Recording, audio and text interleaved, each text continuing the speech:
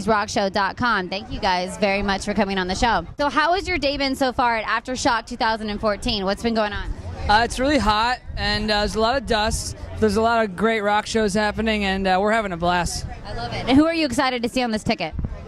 Well, I watched Of Mice and Men. They were awesome, full energy. It was cool seeing Unlocking the Truth. Have you heard about them? It's like 3 young kids that have a metal band. It's kind of cool. They haven't come through the media tent, so I haven't really talked to them ever. But what is that whole thing? How are their parents with them on tour? I don't know what's going on. I mean, to be honest, I don't know the whole story. I had seen a YouTube video a while back. Someone showed me of them playing in Times Square. It was pretty cool, and so it was cool to see them here. So they're 13. I know the story. I got this. They're 13. Are they getting laid and drinking? Because that'd be awesome at 13. Right?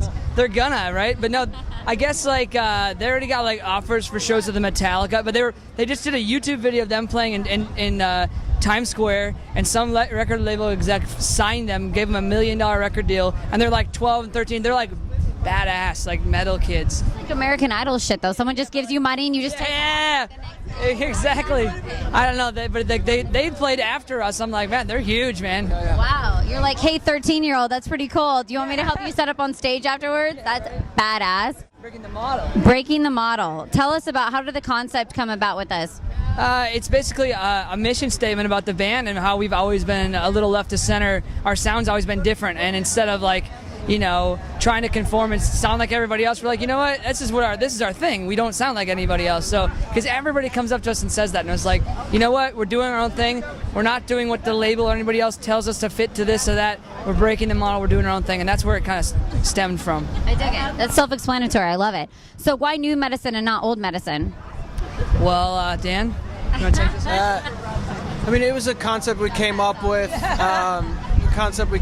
Just kind of everybody has their vices: coffee, cigarettes, booze, women, whatever it is. And for us, music was our medicine growing up. We just every day we went to high school together, Jake and I. Where are you guys from? We're from Minnesota, and so You guys don't have accent. No, we live in Nashville now, and we've started touring when we were 17. Just got in a van and trailer and just kind of went out and did crappy shows for a long time. Went to a trailer to Nashville. That's awesome. You guys didn't end up on Murray. You ended up on Aftershock ticket. Yes, right. You didn't knock up anyone randomly in a trailer park. Not that we know of. Not yet. That's come out. Yeah. So it was just kind of medicine. Music is our medicine. Yeah. And it was a new band, and it was just something new.